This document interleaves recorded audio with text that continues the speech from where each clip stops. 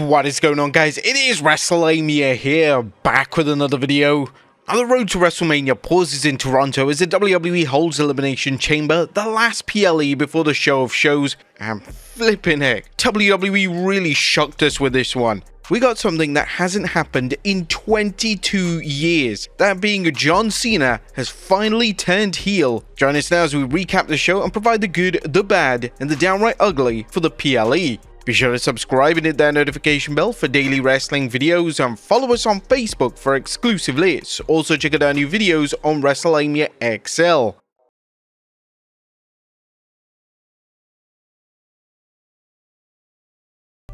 Now the show begins with fans booing the American national anthem, and Pat McAfee doesn't hold back, hyping the show but saying it sucks, and it's taking place in the terrible country of Canada where the fans booed the American anthem. Now, the first match of the night is the Women's Elimination Chamber match as Bianca Belair, Liv Morgan, Alexa Bliss, Bayley, Naomi, and Roxanne Perez all do battle in the chamber to determine the #1 contender for the Women's World Championship. Now, Naomi and Liv Morgan are your first two competitors. However, before the match even takes place, Jade Cargill has returned to WWE, and whilst it looks like she was about to attack Liv Morgan, she actually went for Naomi, beating the dog shit out of her. But that was until officials had to remove her after a brutal beatdown, and Naomi is stretchered out. Bianca Belair enters in next, followed by Roxanne Perez, and then Bayley joins the fray with Alexa Bliss entering in last. Now, the first elimination is Naomi, as she's unable to compete in the match itself, but elimination 2 is Liv Morgan pins Bayley. Elimination 3 is Alexa Bliss pins Roxanne Perez. Elimination 4 is Liv Morgan pins Alexa Bliss. And then elimination 5, Bianca Belair counters an Oblivion into a KOD, pinning Liv Morgan and winning the Elimination Chamber match. Bianca Belair is going to WrestleMania 41 to challenge for the World Women's Championship. Now afterwards, Bianca Belair is then greeted by Women's World Champion Rhea Ripley and Ripley's opponent for Raw this Monday. Next is Trish Stratus and WWE Women's Champion Tiffany Stratton taking on Nia Jax and Candace LeRae.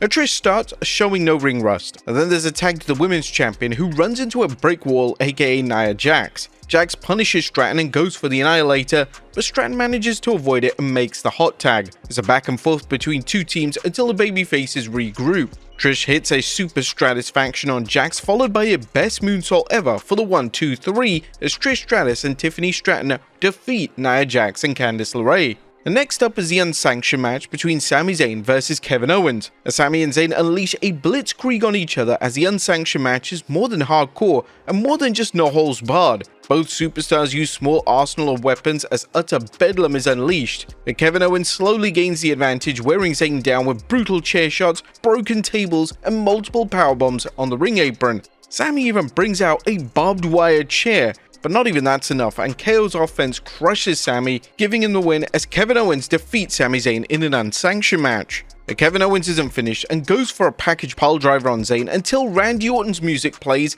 who now returns to WWE after the kayfabe injury. The two throw down and Orton hits an RKO out of nowhere. He then grabs a chair but opts for a punt kick, only to be stopped by WWE officials. In fact, this was the first punt kick we've seen since the COVID era. Well, almost, right? Owens escapes as Orton takes out his frustrations on WWE officials with various RKOs. Now it's time for the Men's Elimination Chamber match as John Cena, Damian Priest, Seth freaking Rollins, Drew McIntyre, Logan Paul, and CM Punk all do battle in the chamber for a chance at the Undisputed Championship at WrestleMania. Drew McIntyre and Seth Rollins start the match with Damian Priest entering, followed by Logan Paul. John Cena is next, and the 16-time world champion is a proverbial house of fire as he goes after everyone. And last but not least is Punk, who goes after Logan Paul. Seth Rollins' obsession with CM Punk costs him, and he takes his eye off the prize and eats an AA and a GTS before getting pinned. However, Rollins takes his fury out on Punk later in the match, hitting a curb stomp that allows Cena to lock in the STFU until Punk passes out. As John Cena wins the Men's Elimination Chamber match and is now going on to WrestleMania 41 to face the Undisputed Champion. Now after the match, WWE Undisputed Champion Cody Rhodes enters the ring and greets Cena. The final boss comes to the ring with Travis Scott and asks Cody for his answer. John Cena and Scott watch as The Rock tells Cody he'll give him everything, but he wants his soul. Cody tells The Rock his soul no longer belongs to him because he already gave his soul to the ring and the fans. And Cody gives his answer bluntly as he says, "Hey Rock, go fuck yourself." Cody hugs John Cena, but The Rock gives him a signal, and Cena kicks Cody in the Rhodes family jewels. Well, it's actually happened. John Cena has turned heel. He grabs a pair of brass knuckles and destroys Cody as The Rock watches. Finally, The Rock joins in, whipping Cody with his weight belt as Travis Scott holds Cody. The three finally exit the ring as Michael Cole comes in to check and Cody helps him to the back. As Elimination Chamber ends with The Rock, John Cena, and, well, Travis Scott in the ring. Well, that was a quick recap of the show. What about the good, the bad, and the downright ugly? As always, we start off with the good as number one, a sizzling start. Now, Elimination Chamber couldn't have started any better, with Jade Cargill showing up and laying out Naomi, apparently answering who put her out of action last November. This lit the fuse for one of the most action-packed chamber matches ever, with four All-Stars and a future great, that being Roxanne Perez, putting on a clinic. The match more than lived up to its reputation as a brutal battleground, with the wrestlers using the cage as a weapon. But best of all, the bout didn't devolve into a chaotic spot fest. The match's actions also meant something, as it furthered the rivalry between Bayley and Roxanne Perez and hinted at Alexa Bliss still having elements of a demon doll character. We also absolutely loved the beatdown that was given to Naomi, not to mention Bianca Belair's acting. Probably one of the best returns in recent times. Number 2, unsanctioned in every way imaginable.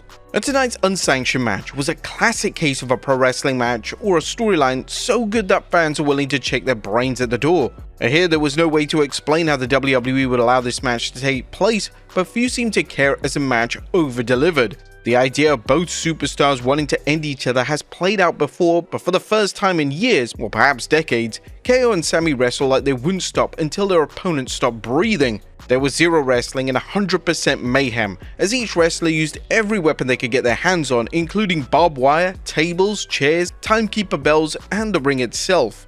Was it over the top? Hell yeah, but this wasn't a pro wrestling match. This was an out-and-out brawl. This just set the bar for future unsanctioned matches, just as CM Punk vs Drew McIntyre's Hell in a Cell match restored the bout to its original glory in many fans' eyes. Number 3, delightful details. Whatever it flaws, WWE always delivers with the details, as seen by tonight's unsanctioned match. The match featured a referee clad in street clothes, which made sense since the WWE official shouldn't be involved in this match. And if we're also right in saying that this was the first time that this has ever happened. But they went even further than that, and even the turnbuckles were covered in black to remind the fans that this was not an official match. And also putting the lights down.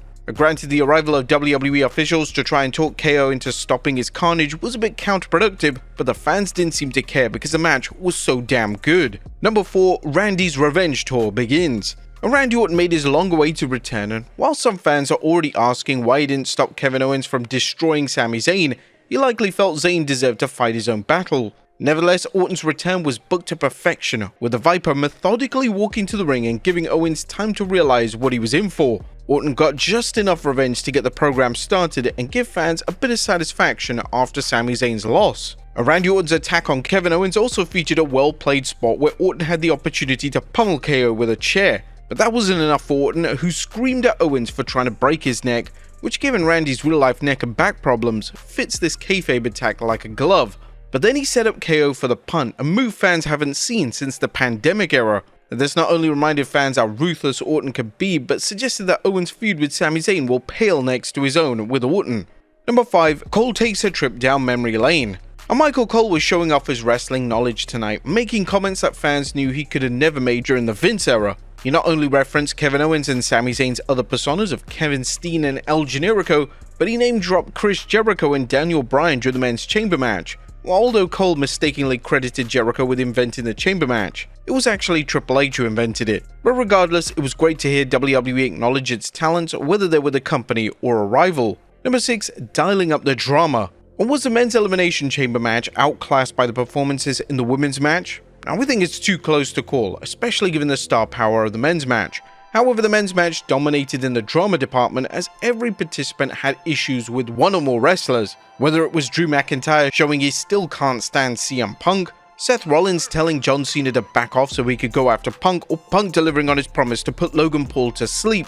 This one had storylines galore driving the action. There was also the feel-good moment of Cena and Punk hugging before going at it, and the usual bad sportsmanship from Drew McIntyre as he Claymore kicked Damian Priest after the Archer of Infamy eliminated him. And no, we haven't forgotten about Punk's quest to main event at WrestleMania and Cena's hope to win the 17th world title, which made their showdown as the last two competitors so exciting and Punk's loss so heartbreaking due to Seth Rollins costing Punk the match. Number 7. Case closed. Well, almost. Now, did Naomi really take out Jade Cargill back in November?